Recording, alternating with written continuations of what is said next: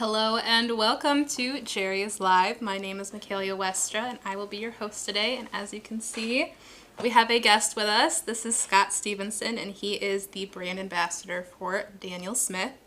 And before we jump in, I know he has a lot of fun information today. If you are curious about any of the 7 colors we're going to talk about later, those are all going to be in the teacher's cart, which you can use the code hashtag JL377, put that in the teacher's cart, and it will show, or the search bar on the website, JerrysArtarama.com, and it will show you all of the things that we are using today.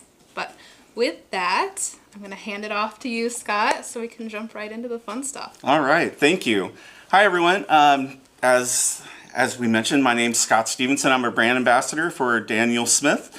I'm kind of the guy charged with doing education and demos for retail stores and also things like watercolor societies, art groups, and other sorts of things. So I'm a watercolorist also. I love watercolor. I've been doing it before actually I started working with Daniel Smith. Kind of the story goes is that I was, my son was a newborn and he needed to wake up in the middle of the night because he was a tyrant. And so he was, no doubt about it, he would wake up at 1:15 in the morning and not go back to sleep until like about 4:30. Oh, so I had 3 jobs at the time, and even though I was working 3 jobs, I still had to figure out a way to get my wife some sleep somehow. Right. And so I would put my son on my knee, and then I would grab my brush, and the way that I would stay awake was actually with watercolor. So he thought it was great fun to be able to try and grab the brush away from me. I'm sure I made fantastic abstract art back then. Right. But anyway, so one day I had a birthday and I had a friend give me a tube of the Daniel Smith Mayan Blue, and then I was just kind of wrecked after that. Anyway, so I started using it, and then one day I get a phone call from Daniel Smith asking me if I wanted to, be a sales rep for them, and so I kind of thought I was in a dream at that point. Yeah. So anyway, time moves on, and then in 2019 they make me a brand ambassador for Daniel Smith. And then they gave me this really great responsibility of working with retail stores and also working with art organizations. So let's talk about how Daniel Smith got started. So Daniel Smith actually, our founder, started in 1976. He was working at the University of Washington where they make the school newspaper. And one day they're standing around the printing press and they're talking amongst themselves and they're having a tough time with the printmaking ink. And somebody says, hey, it would be really great if somebody could make a better ink. So everybody had an excuse why they couldn't do it. But I finally came around to Dan because Dan was kind of an entrepreneurish kind of guy. And he said, yeah, absolutely, I'll go ahead and give it a try. So he went ahead and went to the library because Google didn't exist in 1976. Right. So he found the best black pigment he could find and the best oil-based binder. Okay. And brought it back to his parents' basement where he made his first batches of ink. And brought it back to the school, and it was much better than what they were using. So it didn't take long for the school art department to hear about this wonderful black ink that the newspaper was using and how great it would be if they would go ahead and make him a batch. Okay. Make them a batch, sorry. And then they loved it, and then they came back and said, hey, can you make this in about 5 or 6 other colors?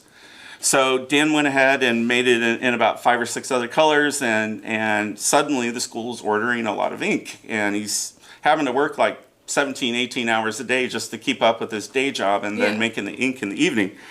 So anyway, so that's how Dan kind of got started. Our first product was our printmaking ink, but it wasn't until 1993 that Dan decided he wanted to make watercolor. Okay. And the problem is that he didn't really know what artists were looking for. So he went ahead and went to some watercolor festivals and got a lot of input on what the paint should look like, how light fast it should be, how vibrant, So he got all this information, and then he came back the following year. Yeah. And then he allowed these same artists to try it, and they loved it. They started using it, and then things really started to build for us. And then 1998 rolls around, and what ends up happening is Dan decides he wants to go to phase 2, which is to include something that was very near and dear to his heart, which was history. Okay. So Dan was a student of history, and one of the things that was really interesting to him was how ancient civilizations made color. How did they express themselves? Yeah. So all of these cool examples throughout history. So for instance, the Egyptians really loved lapis lazuli. Lapis lazuli, even way back when, was a very, very valuable mineral. And not only did they use it to make paint with, but it was also something that was traded because it had intrinsic value. So even today, lapis lazuli is still very, very expensive. It's about $1,300 a pound. So in comparison, if we were talking about the newest version of lapis lazuli, which is ultramarine blue, this is $9 a pound. So we have all of these interesting examples throughout history. Like the Plains Indians would take turquoise, and then they would take the turquoise and grind it very finely, and then mix it with animal fat, and then that became the war paint for their faces and their horses. Oh, cool! So all of these wonderful examples throughout history of minerals being used for color.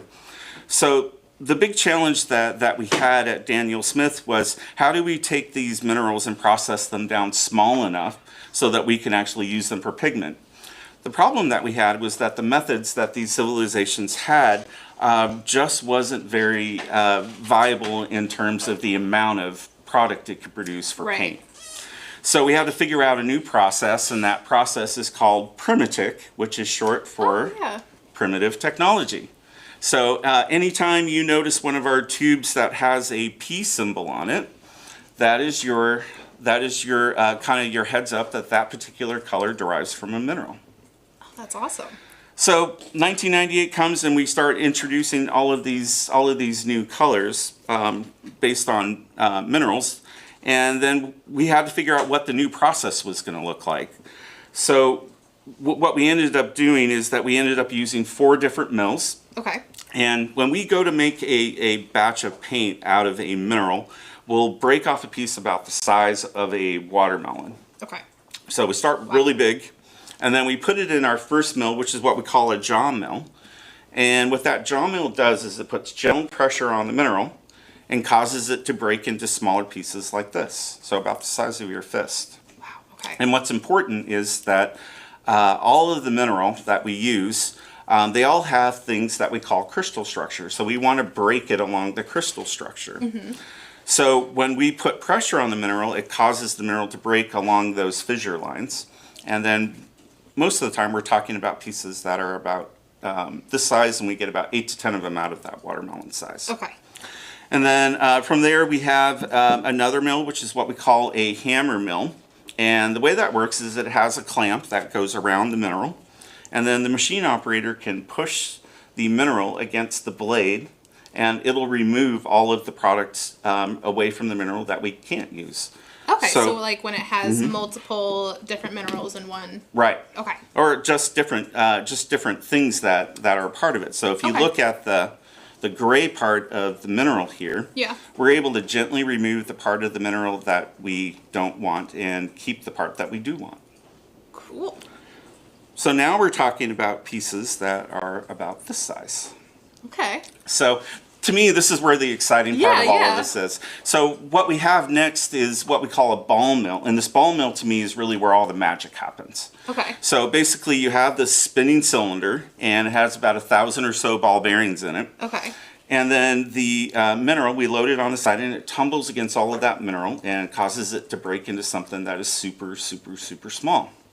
So basically what it breaks it down into is about what we call 40 micron. So 40 micron is literally about half the diameter of a human hair. Oh, wow. So even though we make that particle, we break down the mineral so small, we don't lose what's interesting and valuable about the mineral.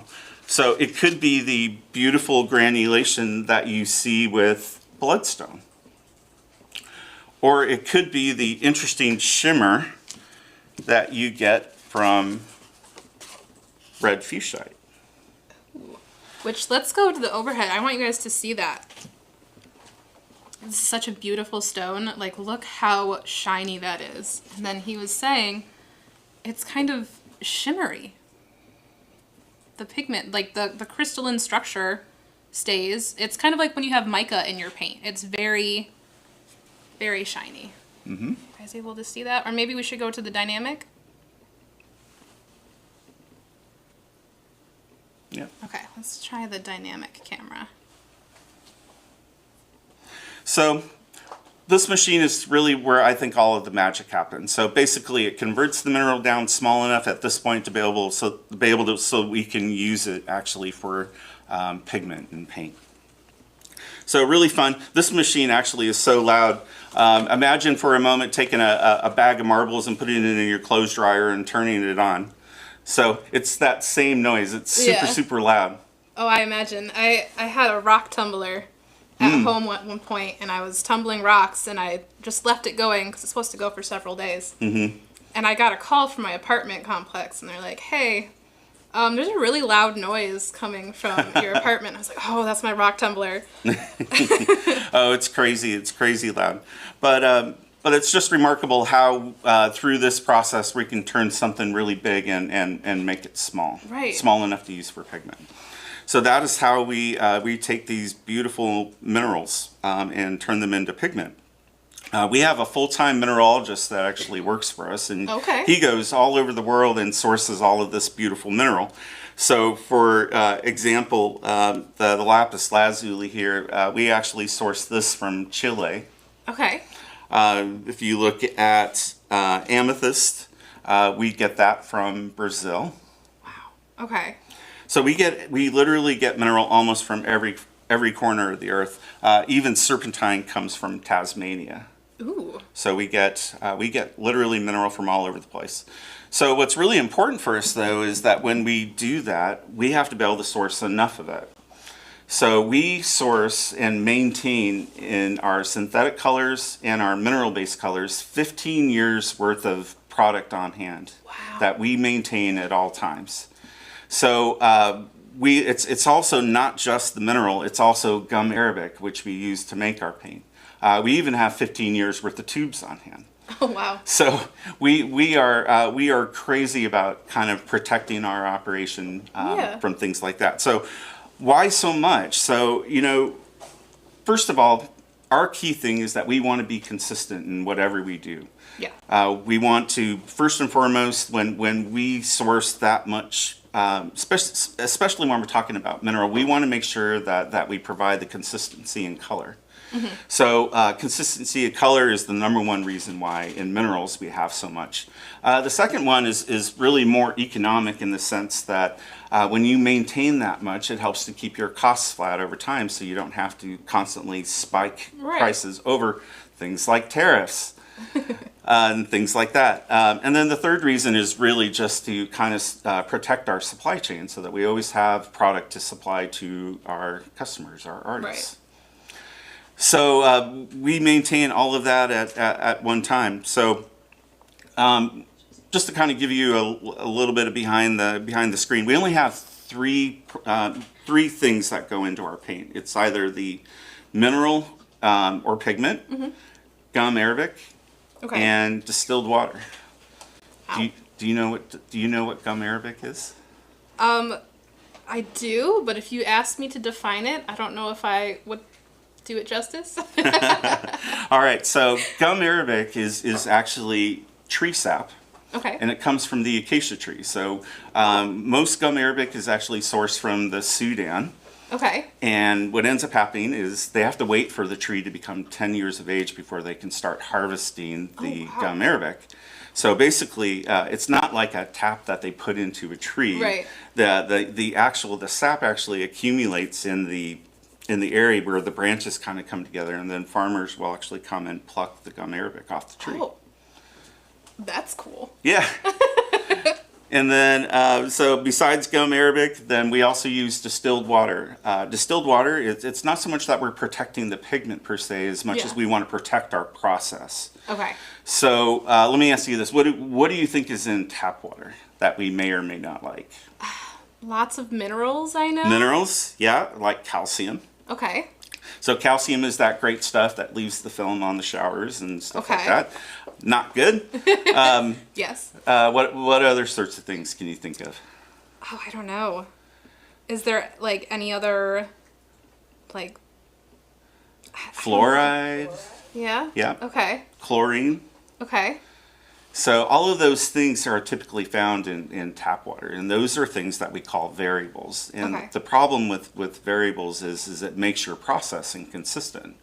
So the way we're able to remove that is by using distilled water. So those are the 3 ingredients that we put into our paint. Cool.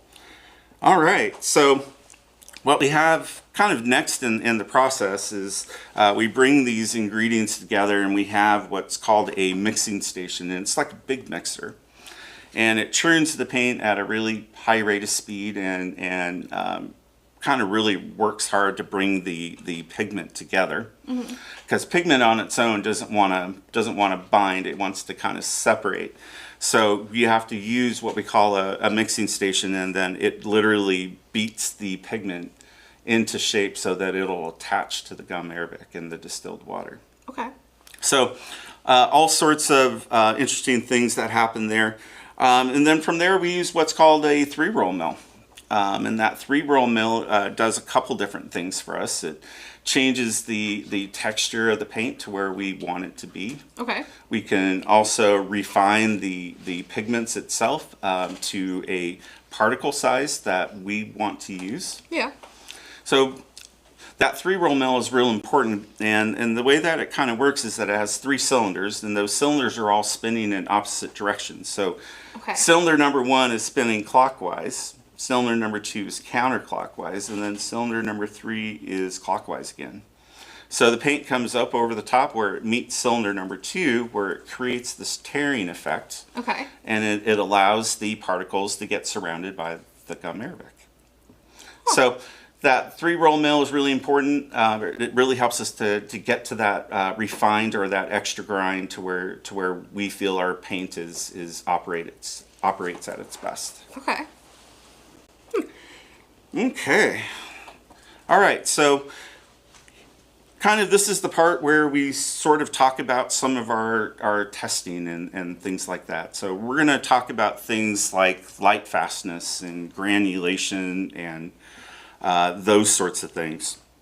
So when we decide to test for lightfastness, this all correlates to the information that's found on our color chart, which we'll get to in a bit. Okay. But with lightfastness, tell me what your definition of lightfastness. What does that mean? Like how it degrades in the sun over time. Right. So it's the way that we view it. It's how it's a pigment's particular ability to resist ultraviolet light.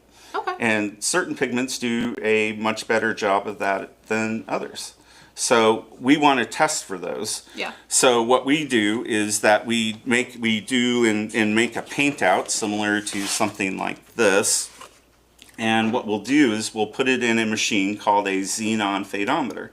Okay. So it's this big machine that's probably about the size of this table here, maybe a little deeper. And then on the inside it has what we call a carousel. And in that carousel we can load the paint outs in. Mm-hmm. And then in the middle of this carousel, there's a rod that comes down, and there's a light bulb. And this light bulb projects a super, super bright amount of light. Basically, it can project, it's able to replicate over 120 years worth of light exposure in 4 days. So it's pretty remarkable when you think about it. 120 times 365, and we can replicate that in 4 days. So basically, when we pull that out, we'll put it next to a template, and then based upon the amount of fade that we see, or a fading, we're able to determine what our light fastness rating is for that color. Okay, that's cool. So let me ask you all a question. What would happen if you had different light fastnesses in your palette? How would that look over time? Oh, that would really ruin my whole like color selection. So what you really want to think about is when we're trying to put our palettes together is that we want to group colors that have the same relative light fastness because we want our work to age well over time. And when you have certain colors that are beyond 100 years and then you have certain colors that are less than that, Yeah. over a period of time there can be unequal fading.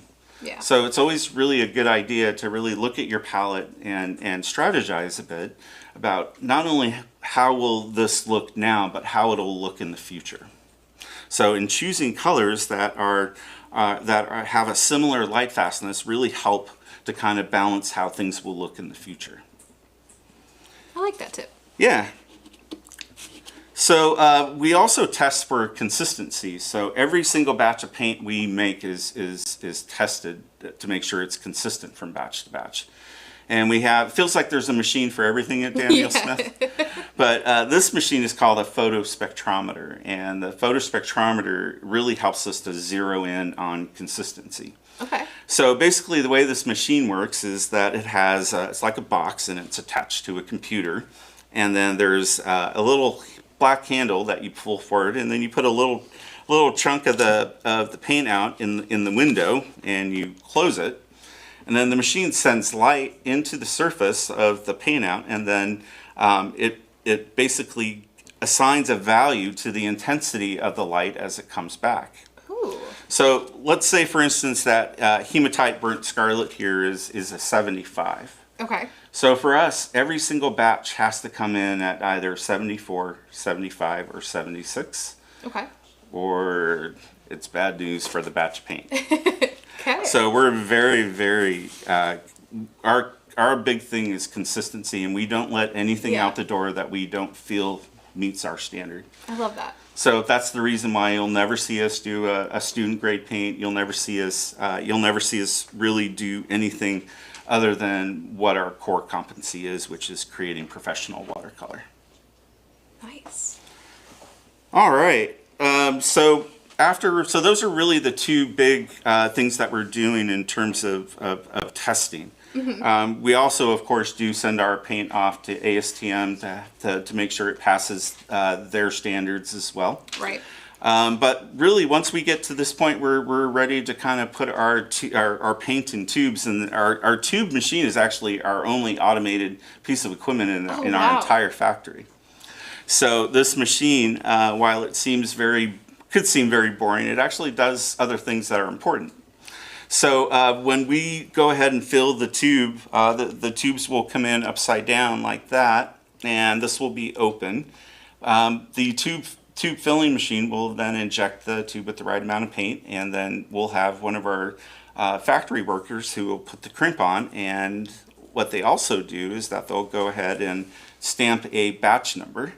Oh, cool. And that batch number will correspond with one of these, which is our paint outs. So what's important about that batch number is, let's say you had a tube of amethyst, and you went through the first tube and it was really good, and you want to buy another one, and you started using it, and you're like, wait a minute, this doesn't quite look right. So you could take that batch number on the tubes and call our customer service, and then they'll pull the paint out both of them, and they'll put them side by side, and they might tell you one of two things. Okay. So they might say, hey, thank you for bringing this to our attention. We'll look into this. Right. Or what they could say about 99.9% of the time is, was your brush clean? Oh. So we have these, all of our testing goes all the way back to batch number 1, which we're well over 50,000 batches now. Oh my gosh. That's incredible. So, and that just goes to show you our, I think, which is an extraordinary amount of commitment to being consistent, not just in the near term, but the long term. Okay. Yeah. Okay. Other things that are really kind of big for us is talking about some of the things that make us unique. for instance, like granulation. So granulation is this textured look. So everybody can kind of recognize what it is, but what I don't think people really know is really what it's caused from. And basically what we're talking about here, the way this happens is we don't add anything to the paint to make it do this. Basically what's happening here is it's about the specific weight of the particles themselves being heavier than the gum, arabic, and distilled water that they sit in. So it wants to settle into the tooth of the paper while the gum, arabic, and distilled water floats over the top. And when that happens, you get this textured look that we call granulation. Love that. Yeah. So granulation, I love it for using a lot of different things. This color green here called green apatite is one of my favorites. This is great for foliage.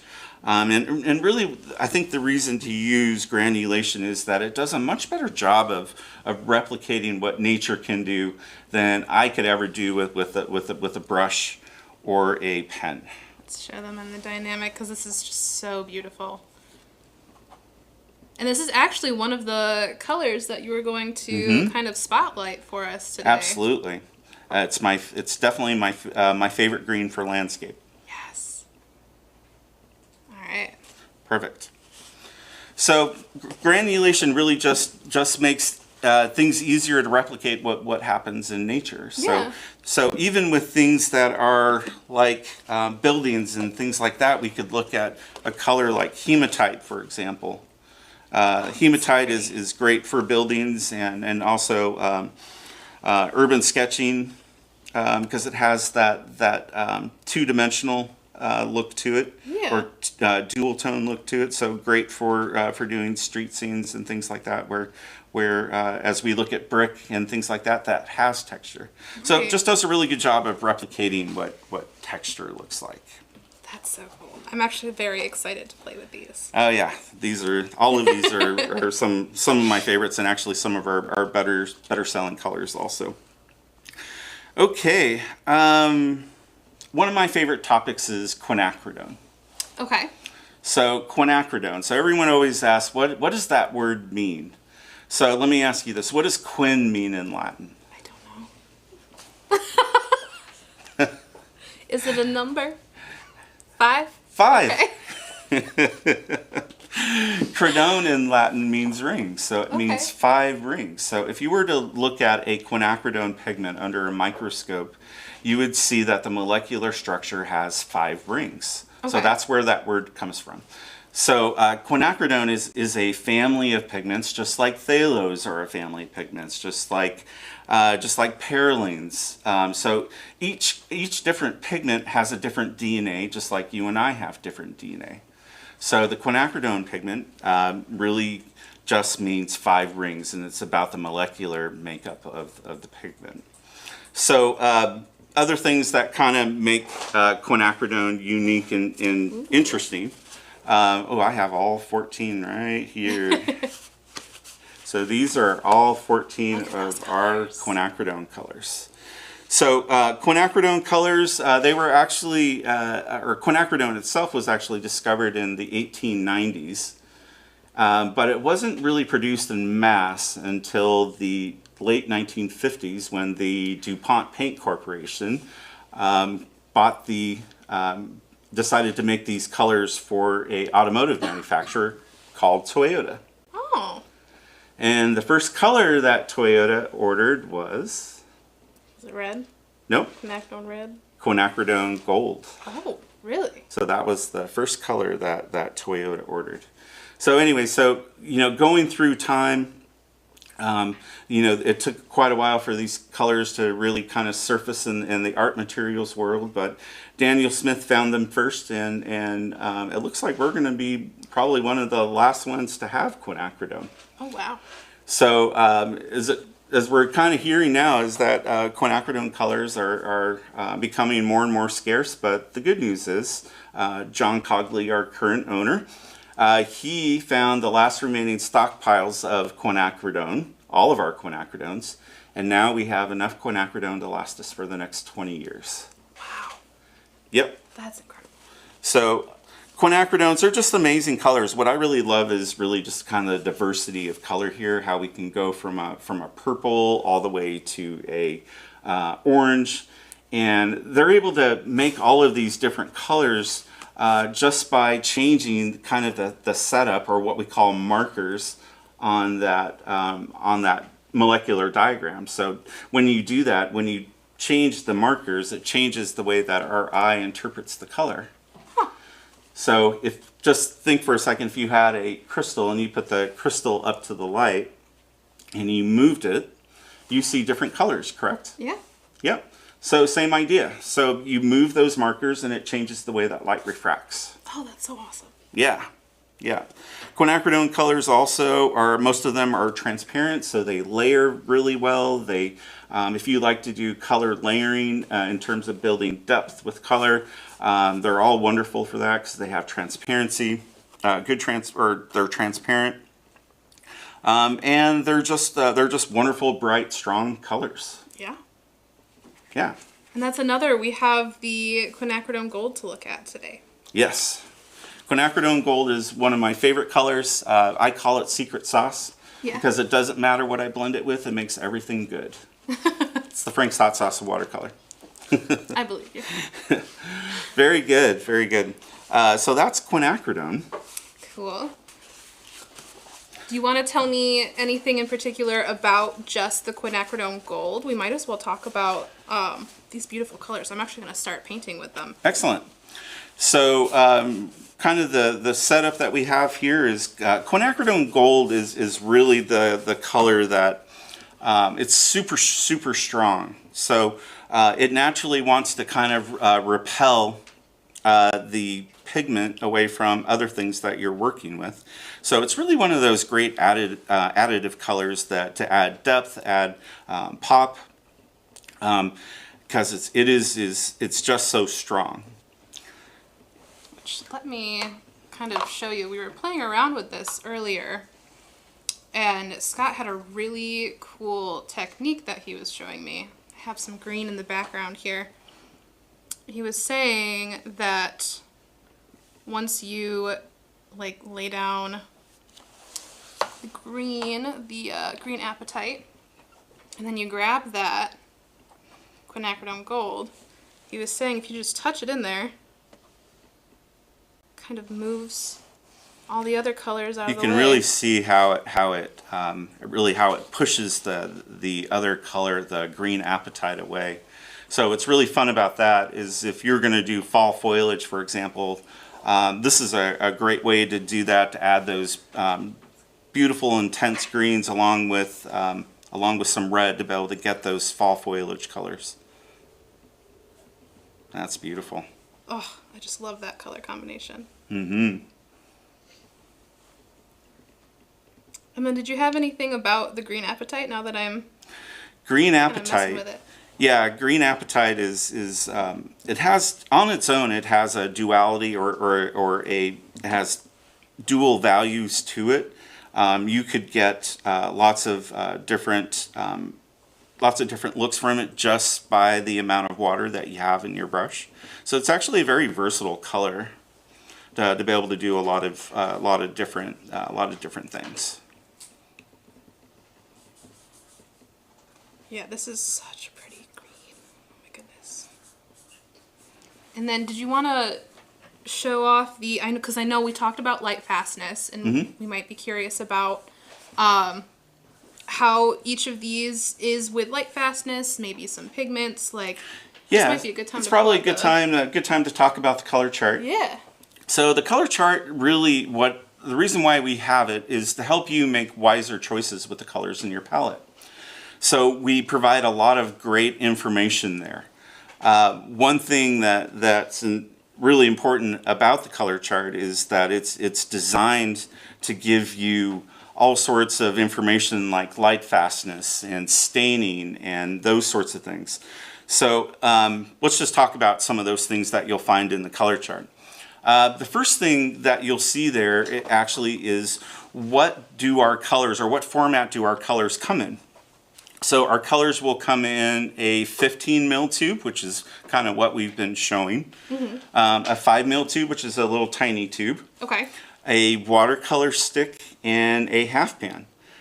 So this is kind of a good time to talk about watercolor sticks and what they are. There's always a lot of questions about that. So our watercolor sticks, what they are, it's the mineral or the pigment and the gum arabic only. So no distilled water. So what you have here is a really concentrated stick of color. So, and I think it's really important to kind of understand how these work. So do me a favor and go ahead and grab the stick, grab a stick, and then just glide it over the paper dry and just tell me what you feel. Ooh, it's kind of rough. It's a little kind of rough. harsh. Right. So the reason for that is like I mentioned, it's just the gum arabic and the mineral or the pigment. So in your case, it's sodalite. Okay. So that's it. So the way these were designed to be used is either you can scrape them into a palette, you can cut them and put them into a half pan, or you can do what I like to do, and that's actually put the sticks between my fingers. And then go ahead and get your brush wet now. Okay. And then go ahead and take your brush to the stick and then go straight to the paper and tell me what you think. Ooh. So these sticks are highly, highly, highly concentrated with pigment. This stick has the same amount of pigment or the same ratio of pigment as a 15 mil tube of paint. Oh my gosh. So they're extremely, extremely concentrated. So, and the other wonderful thing about these is that they travel well. I don't know if any of you have ever had the opportunity to travel with tubes of paint on an airplane, but rest assured, from somebody who has experience, it's not a lot of fun. So basically, you go up in the airplane and all the pressure builds up in the tube, right? And then it's not relieved until you get to where you're going and you take the cap off, and then you hear this pop, and then you have paint going everywhere. Right.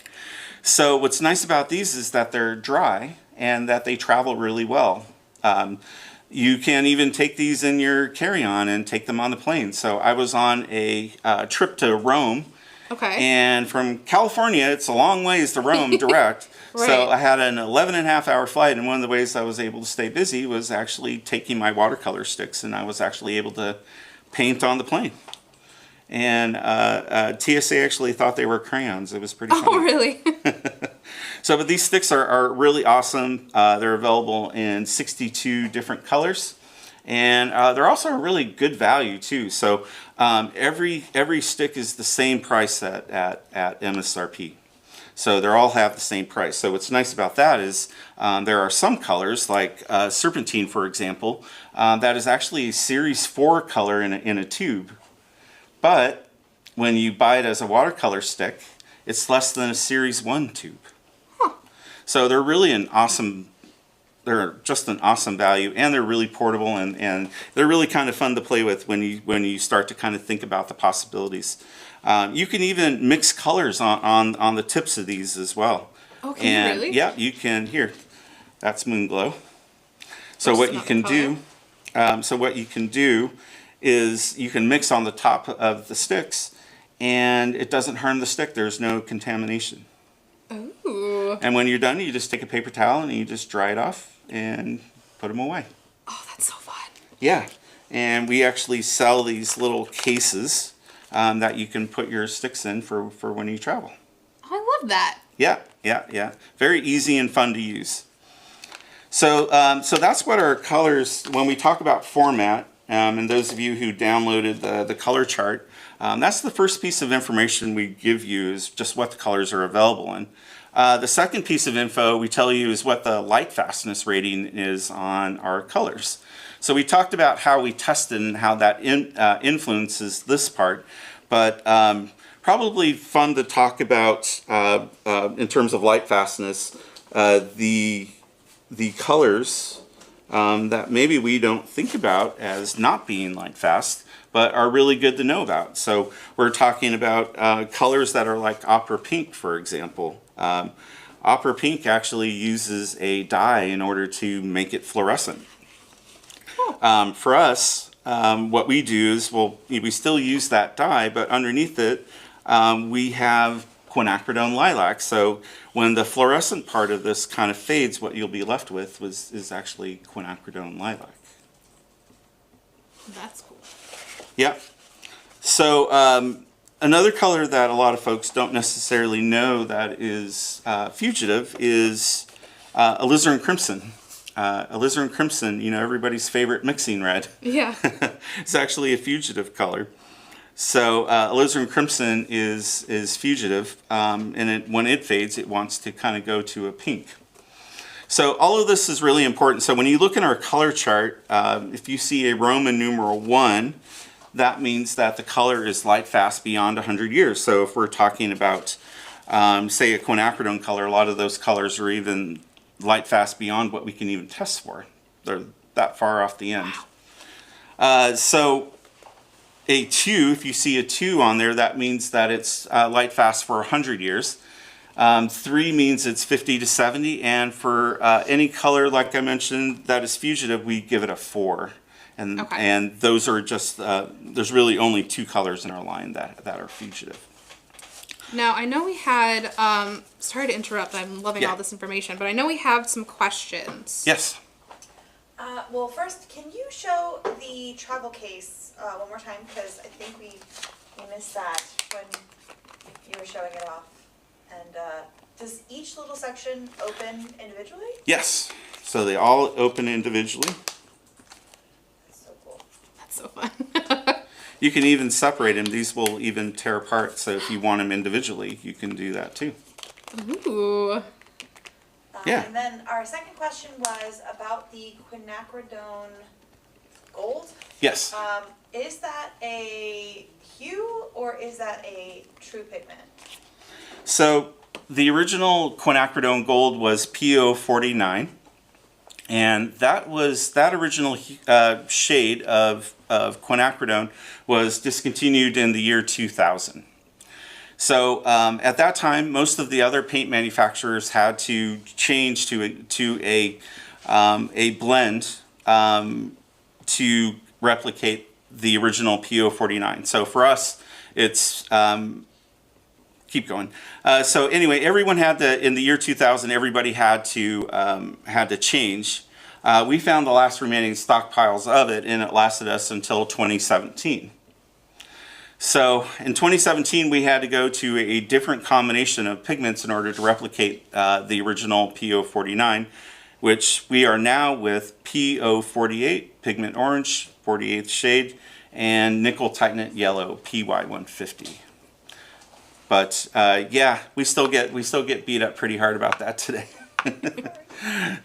But it's a question that's really commonly asked, and and honestly, when I can only tell when it's wet that there's a difference between the two, but when it's dry, I can't spot it. It's one of those really interesting things that you can see when it's wet, but by the time that it dries, it's really kind of unnoticeable or discernible.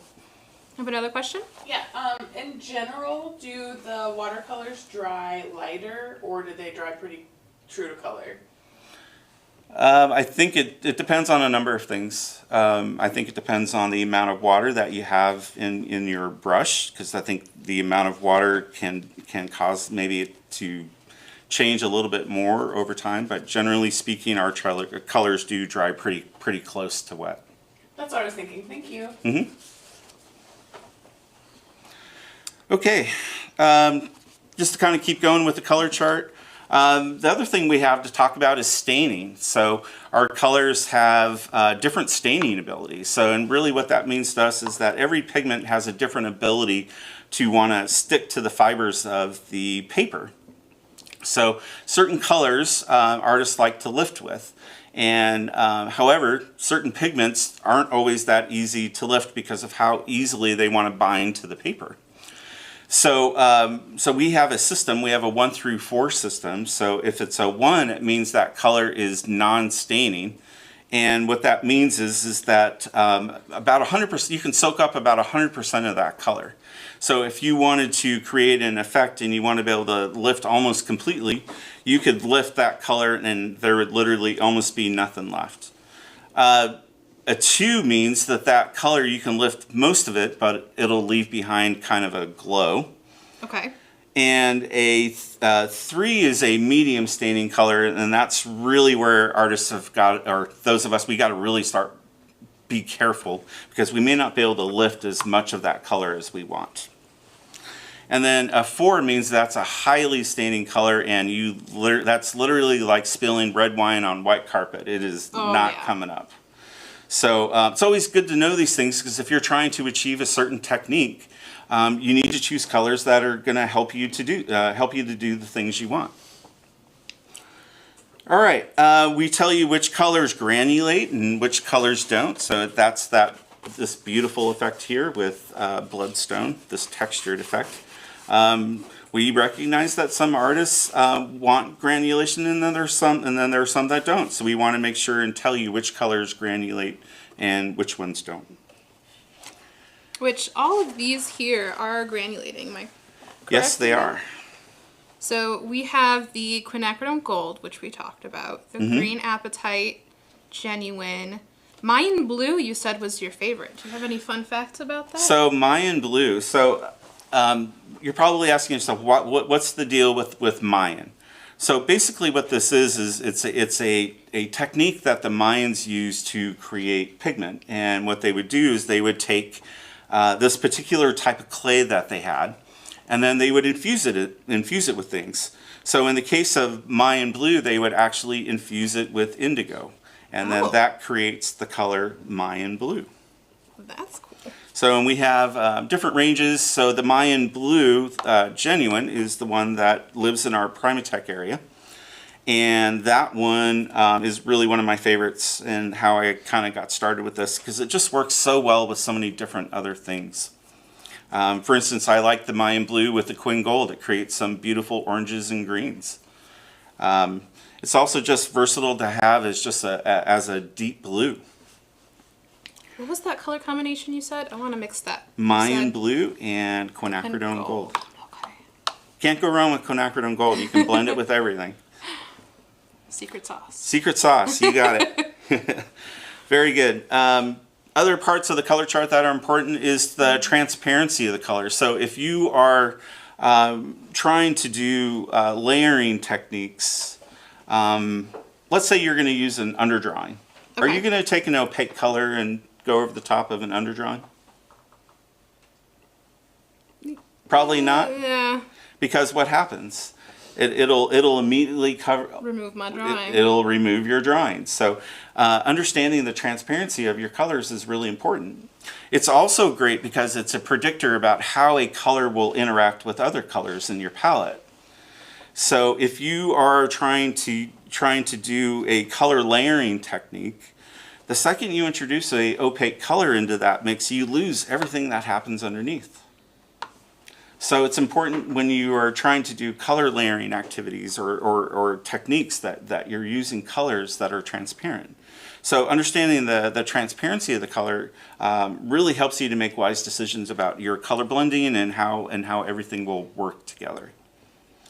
So the way it works on the color chart is if it's a fully darkened circle, that means the color is fully opaque.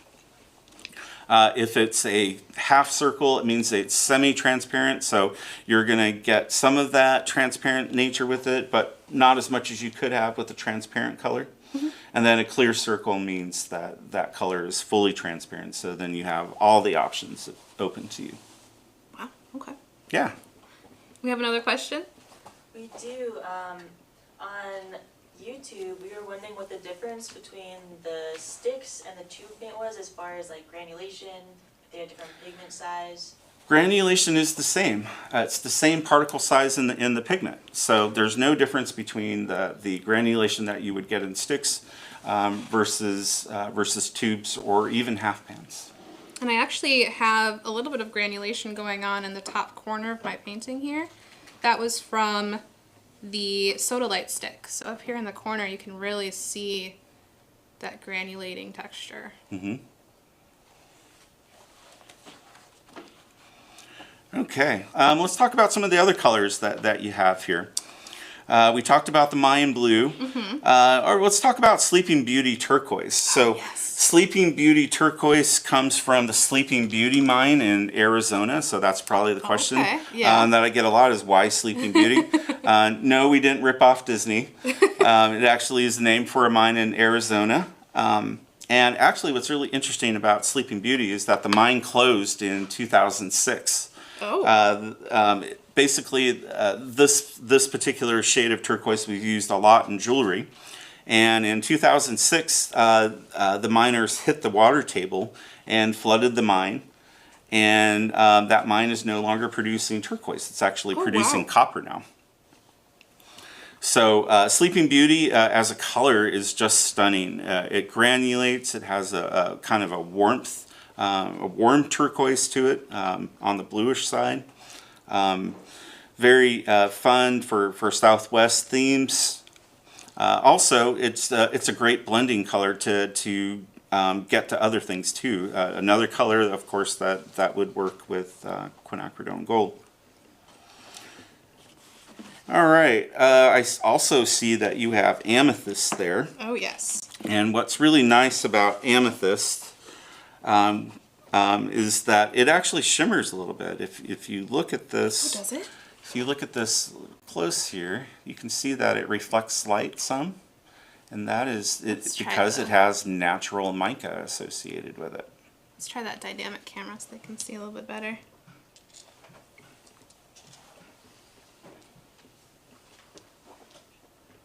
Yep. So what's really fun about this color, it creates a really deep and vibrant purple that also shimmers. So it's really pretty color. That's a fun one to play with. Oh yeah. And then lastly we have Moonglow. So yes, this is one of my favorites. Moonglow is Moonglow is really fun to talk about. So Moonglow actually uses 3 pigments, and one of the things that I think is fun about what we do is that when we decide to make blends of pigments to make colors, we'll mix all of the pigments while they're dry.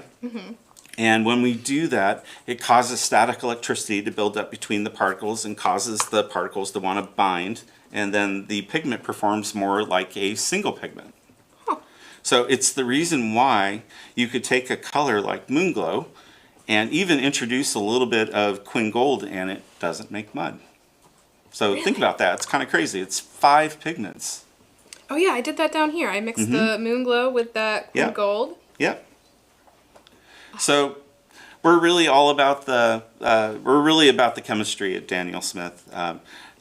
John, our current owner, really thinks about us as a pigment house, and that we have all of these beautiful pigments that we use to make paint with. But our chemists, they're amazing. They all are just geniuses in terms of pigments and how do we achieve certain things. And I love that. Very good. Alright, so are there any other fun, we're like almost at the end for today already, but are there any other fun facts with the stones and gems and minerals that we have out? Like any final things you want to mention before we finish up for the day? Yeah, absolutely. There's always 1,000,001 things with minerals to talk about, but the things that I really like to impress upon people is just how well all of these play together. All of the minerals, even though they're a mineral-based color, they actually still play really well. For instance, this color here, zoisite, which is a beautiful green. You're probably wondering what all of that red is in there. I don't know if you could see that. There you go. What all of that red is actually are rubies. These are rubies in here. And rubies do come from zoisite. So, but I really love zoisite because it does a lot of different things, because you could take zoisite and blend it even with a color like kyanite, and it makes a very deep bluish green color that has just this incredible texture and granulation. Oh, I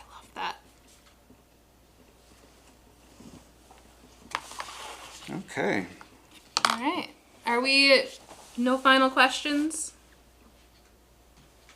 Beautiful. Excellent. All right. Well, looks like we're just about out of time.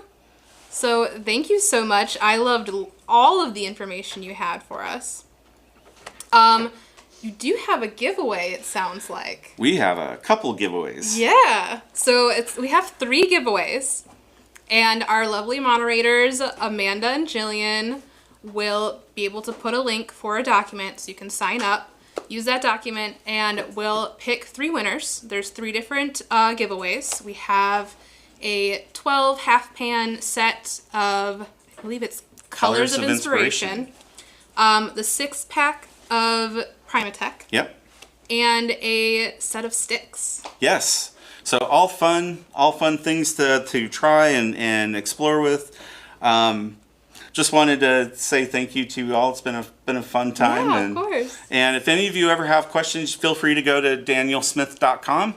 There's a ton of information there on our website for brochures and color charts and all those sorts of things are there also. Awesome. All right. Thank you guys for joining us. If you play with any of these paints later and you want to share what you've created, please share that at our JerrysArtarama, Jerry's Live Facebook page, sorry. And if you haven't joined yet, don't forget about that one security question. We always love to see what you do. And definitely join us next week. I will be here again, and we will be going over, since it's Earth Day next week, environmentally friendly collage. So definitely come back if you're interested in that. But that is all for today, and we do dance off screen. Oh. So are you ready for this? No, I'm really not. All right, give it your all. You ready? Go. We're gonna go that way.